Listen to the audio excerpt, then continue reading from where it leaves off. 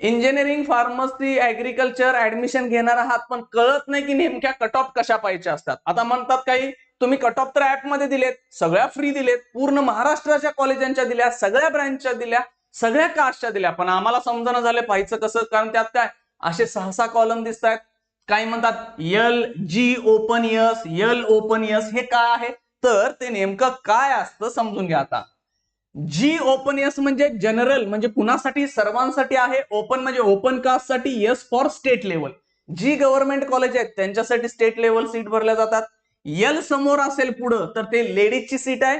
इथं caste open आहे, state कोट्यासाठी म्हणजे सर्वांसाठी बाबा ओपन असतात.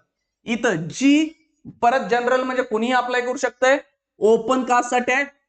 एच म्हणजे होम युनिव्हर्सिटी, जे कॉलेज अप्लाय करायला, समजा तुम्ही फार्मसीच्या चाललाय किंवा इंजिनिअरिंग चाललाय, ते होम युनिव्हर्सिटी मध्येच आहे. तुमच्या होम युनिव्हर्सिटी म्हणजे जिथून 12वी झालाय त्याच युनिव्हर्सिटी मधलं कॉलेज असेल. यल परत लेडीजसाठी, ओपन कास्टसाठी, एच होम युनिव्हर्सिटीसाठी. ओपनच्या ठिकाणी समजा एससी लिहिलं असेल तर ती जनरलची सीट आहे, एससी कास्टसाठी स्टेट कोटा आहे तो. ठीक आहे. इथं जी परत जनरल साठी, ओपन साठी आहे ओ. ओचं मिनिंग आहे अदर दॅन होम युनिव्हर्सिटी, म्हणजे तुम्ही 12वी केली, तुमच्या युनिव्हर्सिटीच्या अंडर सोडून तुम्ही बाहेर अप्लाय केलं, समजा तुम्ही सांगलीचे आहात पण तुम्ही अप्लाय कुठे केलं, पुणे युनिव्हर्सिटी, तर ती अदर दॅन होम युनिव्हर्सिटी येते तुमची. ठीक आहे.